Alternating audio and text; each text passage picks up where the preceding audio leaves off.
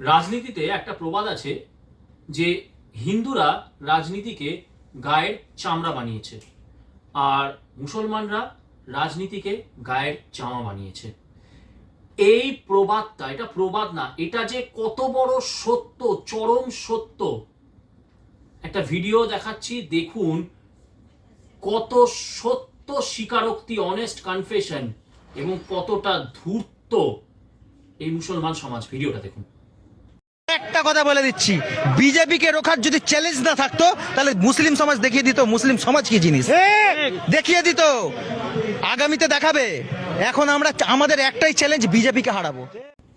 শুনলেন, রাজনৈতিকভাবে মুসলমান সমাজ কেবল ধূর্ত নয়, রাজনৈতিকভাবে মুসলমান সমাজ আপনাদের পছন্দ হোক কি না হোক, রাজনৈতিকভাবে মুসলমান সমাজ কতটা সচেতন, কতটা অঙ্ক খেলে কাজ করে, এই স্বীকারোক্তি থেকে আমরা কিন্তু বুঝতে পারছি। কি বলছে বিজেপি, মানে বিজেপি মুসলমানদের কাছে অ্যান্টি মুসলিম একটি পার্টি, হিন্দুত্বের কথা বলে, এবং বিজেপি আসলে বহু এরকম জেহাদি কাজকর্ম আছে যেগুলো করা তাদের পক্ষে বিরাট অসুবিধা হয়ে যায়, তারা কোণঠাসা হয়ে যায়।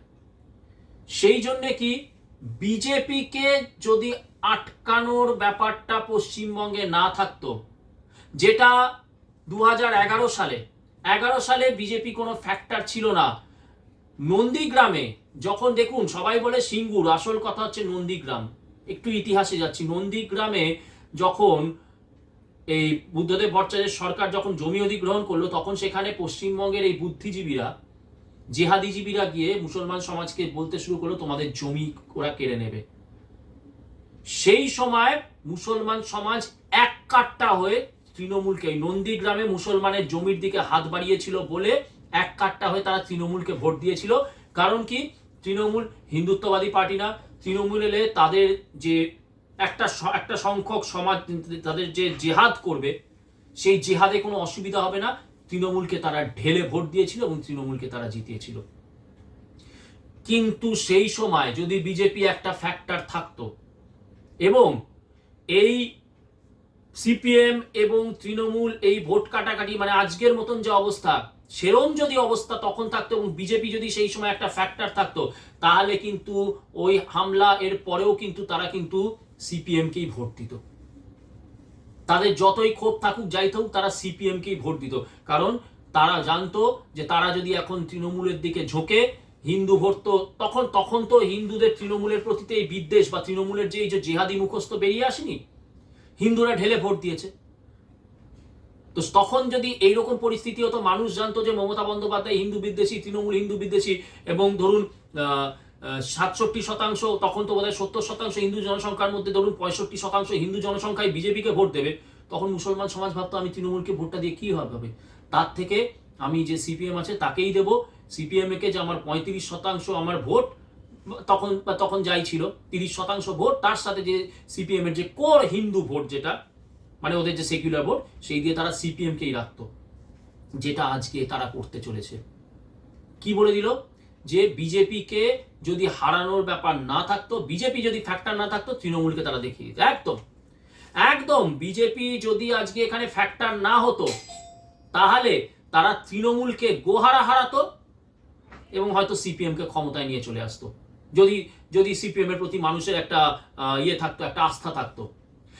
এখানেই হচ্ছে, দেখুন এখানেই কি সুন্দর অঙ্ক দেখুন। আজকে এই জন্যই বলছি, আমরা আগের ভিডিওতেও বলেছি, হুমায়ুন কবির পশ্চিমবঙ্গের বুকে কোনো ফ্যাক্টর নয়, মিম পশ্চিমবঙ্গের বুকে কোনো ফ্যাক্টর নয়। হয়তো কিছু পকেটে, ভাঙড়, ক্যানিং, মুর্শিদাবাদ, মালদা, এরকম কিছু কিছু পকেটে হয়তো হুমায়ুন কবির কিছু ভোট টানবে, মিম কিছু ভোট টানবে, কিন্তু সেই ওই রকম 7-8টা পকেট দিয়ে মুসলমান সমাজের তৃণমূলের যে ভোট ব্যাংকের যে মুসলমান ভোট ব্যাংক, সেখানে একেবারে ধস নেমে গেল।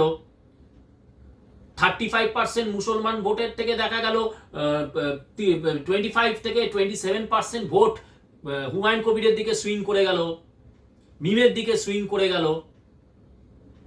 এটা হওয়ার কোনো চান্স নেই, কোনো চান্স নেই। কারণ কি, মুসলমান ভালোভাবে জানে যে তারা যদি এটা করে, এই মুসলমান ভোট যদি তৃণমূল, হুমায়ুন কবির, মিম, সিপিএম ইত্যাদি ইত্যাদির মধ্যে ভাগাভাগি হয়ে যায়, আখেরে হিন্দু ভোটের একটা কনসলিডেশন হচ্ছে পশ্চিমবঙ্গের বুকে, সেটার ফায়দা নিয়ে বিজেপি ক্ষমতায় চলে আসবে। আমরা এখনো বলছি, এখনো মনে প্রাণে মানি, হুমায়ুন কবির হচ্ছে মমতা বন্দ্যোপাধ্যায়ের এজেন্ট। কেন?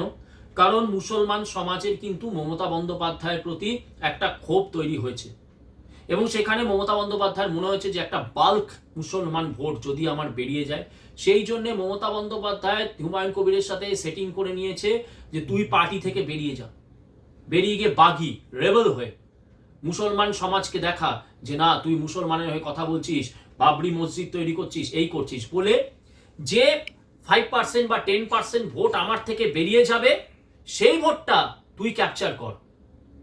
এবং কিছুদিন আগে হুমায়ুন কবির কিন্তু বলেছিল যে দিদি আপনি 150টা সিট জিতুন, 100টা সিট আমরা জিতে সাম্প্রদায়িক বিজেপিকে ক্ষমতার বাইরে রাখবো। আমরা বারবারই বলছি যে এটাই হচ্ছে অঙ্ক, যে 7% বা 8% বা 10% ধরছি মুসলমান ভোট হয়তো তৃণমূলের থেকে বেরিয়ে যাচ্ছে, সেটাই মমতা বন্দ্যোপাধ্যায় হুমায়ুন কবিরের সাথে সেটিং করে হুমায়ুন কবিরকে একটা রেবেল মুখ দেখিয়ে, মুসলমানের রেবেল মুখ দেখিয়ে সেই ভোটটা ক্যাপচার করে তারপরে হুমায়ুন কবির বলবে ঠিক এদের মতন বৃহত্তর স্বার্থে, মানুষের স্বার্থে, সাম্প্রদায়িক বিজেপিকে রোখার স্বার্থে আমি আজকে দিদির সাথে তৃণমূলের সাথে জোট বাঁধলাম। এইখানেই আমরা পিছিয়ে আছি। দেখুন, সরল স্বীকারোক্তি, বিজেপি না থাকলে আমরা তৃণমূলকে বুঝিয়ে দিতাম কি জিনিস, একদম একদম ঠাড়ে ঠাড়ে তৃণমূলকে বুঝিয়ে দিত। এবং যেদিনকে এই হুমায়ুন কবির, মিম বলুন, আইএসএফ বলুন, যখন এদের অ্যালায়েন্স মুসলমান সমাজ দেখবে যে না এরা একটা এমন কনসলিডেশন করেছে, এরা ভোটের এবং আগামী দিনে তো মুসলমান পার্সেন্টেজ পপুলেশন আজকে যেটা 33 আছে, আজ থেকে 5 বছর পর হয়তো সেটা 40ও হয়ে যেতে পারে। এবং যখন দেখবে যে এই 40%, কারণ একটা ইয়েতে এখন মুসলমান কেন, তা আপনারা বলতেই পারেন যে তাহলে তো সমস্ত মুসলমান, সমস্ত 35 থেকে 33% মুসলমান ভোট একেবারে কেন মিমের দিকে চলে যাচ্ছে না, কেন আইএসএফ এর দিকে চলে যাচ্ছে না, বা কেন হুমায়ুন কবিরের দিকে যাবে না? আমরা জানি পশ্চিমবঙ্গের বুকে, আমরা এর আগেও ভিডিও করেছিলাম, তথ্য দিয়ে বলেছিলাম জিততে গেলে অন্তত 42%, 40 থেকে 42% ভোট পেতে হবে। তো সুতরাং সমস্ত মুসলমান ভোটও যদি সুইং হয়ে যায়, তাতেও কিন্তু হুমায়ুন কবির বলুন বা আইএসএফ বলুন তারা আসতে পারবে না ক্ষমতায়। আর সিপিএম এর থেকে হিন্দু ভোট তুলনামূলকভাবে তৃণমূল বেশি পায়।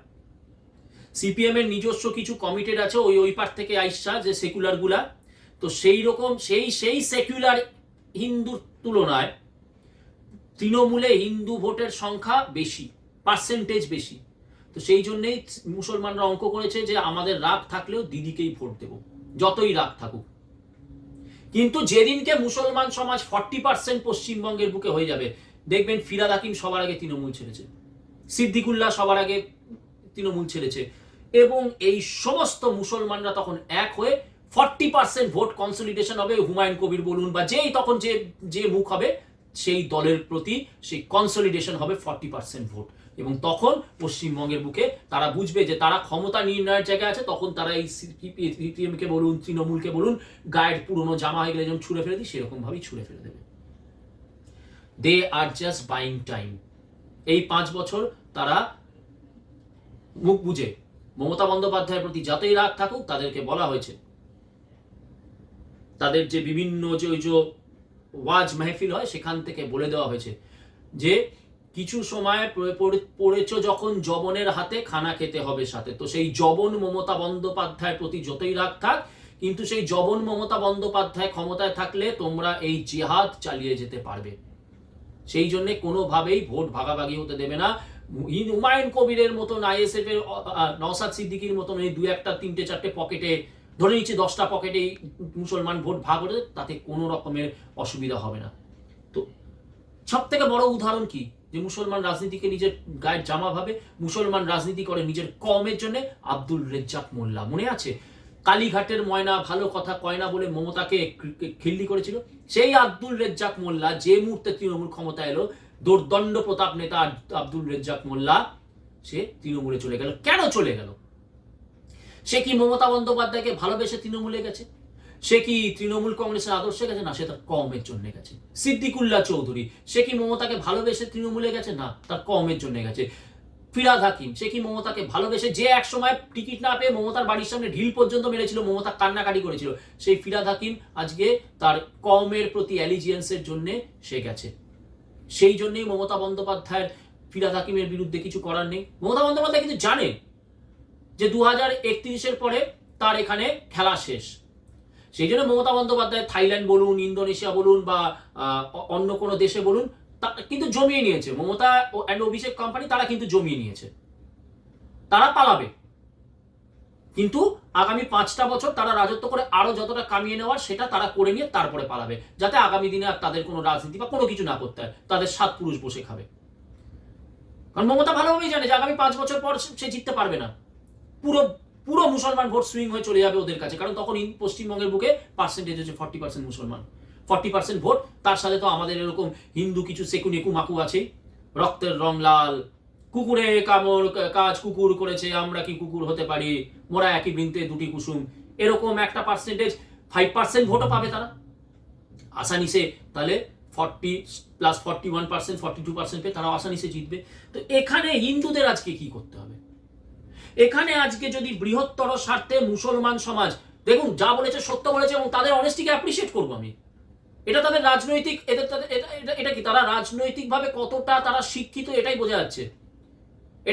এটাকে বলে পলিটিক্যাল প্রমিসকিউইটি। কোন রাজনৈতিক দলের প্রতি অ্যালিজিয়েন্স নেই, তাদের কমের প্রতি অ্যালিজিয়েন্স, পলিটিক্যাল প্রমিসকিউইটি। সেইভাবে হিন্দুকে আজকে পলিটিক্যালি প্রমিসকিউয়াস হতে হবে।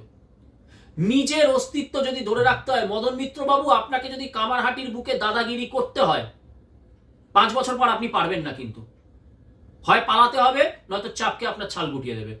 কামারহাটি মদন মিত্র, আপনাকে যদি রাজনীতি করতে হয় পলিটিক্যালি প্রমিসকিউয়াস হওয়ার সময় এসে গেছে।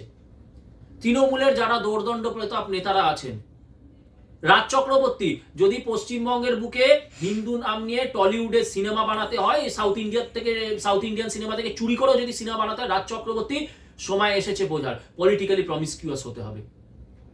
এর বাইরে হিন্দু সমাজ যদি পশ্চিমবঙ্গের বুকে সুস্থ জীবনযাপন করে, যারা বলে না না না আমরা তো রাজনীতির সাথে যুক্ত নেই, সেই বলছি সেই ফ্লোটিং ভোটার, যারা সকালবেলায় অফিসে যায়, যারা সকালবেলায় ব্যবসায় যায়, যারা সকালবেলায় ইউনিভার্সিটি যায়, যাদের বাড়িতে মহিলারা সারাদিন রান্না বান্না ডোমেস্টিক কাজকর্ম করেন, সেই ফ্লোটিং ভোটারদেরকে বলছি, আপনারা যদি এই নর্মাল জীবনটাকে যদি পশ্চিমবঙ্গের বুকে রাখতে চান, তাহলে আপনাদেরকে মুসলমান সমাজের থেকে শিখে আজকে রাজনীতিকে গায়ের জামা বানাতে হবে।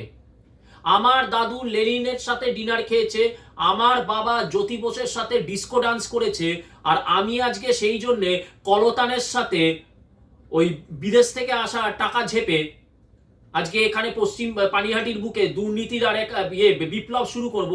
এইটার থেকে বেরোতে হবে। এইটার থেকে বেরিয়ে আজকে নিজের কমের জন্য, হিন্দু কমের জন্য এক কাট্টা হয়ে, এক কাট্টায় তৃণমূলীদেরও বলছি, কাটমানি হিন্দুদের বলছি, কাটমানি খেতে হলে, পাড়ায় পাড়ায় গুন্ডামি করতে হলে আগামী 5 বছরের জন্য নয়, কিন্তু আগামী 5 বছরের জন্য না, তারপরেও যদি নিজের দাব দেখিয়ে পশ্চিমবঙ্গের বুকে রাজনীতি করতে হয়, সময় এসেছে রাজনীতিকে গায়ের জামা বানিয়ে এই মুহূর্তে জামাটা পাল্টানোর। রাস্তায় আপনি আজকে তৃণমূলের ঝান্ডা নিয়ে যা খুশি করুন, রাস্তায় আজকে সিপিএম এর ঝান্ডা নিয়ে যা খুশি করুন, হিন্দু সমাজ রাস্তায় আজকে আপনি কংগ্রেসের ঝান্ডা নিয়ে যা খুশি করুন, ভোটের দিনকে নিজের জামাটা পাল্টে ফেলুন। ভোটের দিন নিজের জামাটা পাল্টে ফেলুন। বিজেপি, আমি বলছি না যে একটা আউট অ্যান্ড আউট হিন্দুত্ববাদী পার্টি, কিন্তু বিজেপি থাকলে কি এই যে জিহাদ চলছে, এই জেহাদে একটা লাগাম টানা যাবে। আমরা দেখেছি ওই ধুরন্ধর ছবিটির মাধ্যমে ডিমনিটাইজেশনের জন্য খানানি ব্রাদার্সকে কিভাবে সুইসাইড করতে হয়েছিল, কিভাবে ইউপিতে ওই 60-70 কোটি হাজার কোটি টাকা ঢুকছিল, সেটা ডিমনিটাইজেশনের পরে ওই সেই খানানি ব্রাদার্সকে কিভাবে সুইসাইড করতে হয়েছিল, দাউদের কিভাবে মাথায় হাত পড়ে গেছিল। অন্তত বিজেপি আমলে এই কাজগুলো হবে, জাতীয়তাবাদী কাজগুলো হবে, হিন্দুত্ববাদী শক্তি পশ্চিমবঙ্গের বুকে মাথা তুলে দাঁড়াতে পারবে। আমাদের যে গোবরডাঙ্গায় যে শতাব্দী প্রাচীন দুর্গা মন্দির দখল করে জিহাদিরা বসে আছে, সেইখানে গিয়ে আন্দোলন করে অন্তত পুলিশের মার খেতে হবে না, তখন পুলিশও তখন কিন্তু আপনারই পক্ষে কথা বলবে। সেই জন্যে আজকে যদি তৃণমূল ফ্যাক্টর না হতো, সিপিএম ফ্যাক্টর না হতো, পশ্চিমবঙ্গের বুকে 33% মুসলমান সমাজ যদি ফ্যাক্টর না হতো, বিজেপিকে আমরা বুঝিয়ে দিতাম হিন্দুত্ব কি জিনিস। কিন্তু এই তৃণমূল, সিপিএম, কংগ্রেস, 33% মুসলমান সমাজ যারা একটাই কথা শুয়ে বাংলা, তাদেরকে আটকানোর জন্য রাজনীতিকে নিজের গায়ের জামা বানান এবং জামা বানিয়ে রেজ্জাক মোল্লার থেকে শিখুন, ফিরহাদ হাকিমের থেকে শিখুন। আমরা হিন্দুরা, আমরা চাণক্যের আমরা বংশধর, আমরা শ্রীকৃষ্ণের বংশধর। আমরা এই রেজ্জাক মোল্লা, সিদ্দিকুল্লাহ, ফিরহাদ হাকিমের মতন কতগুলো ছাট কীট পতঙ্গর কাছে আমরা রাজনৈতিক খেলায় হেরে যাব? প্রমাণ করুন যে হিন্দু সমাজ রাজনীতি বোঝে, হিন্দু সমাজও রাজনীতিকে গায়ের জামা বানাতে শিখে গেছে। জয় বঙ্গ, জয় শশাঙ্ক।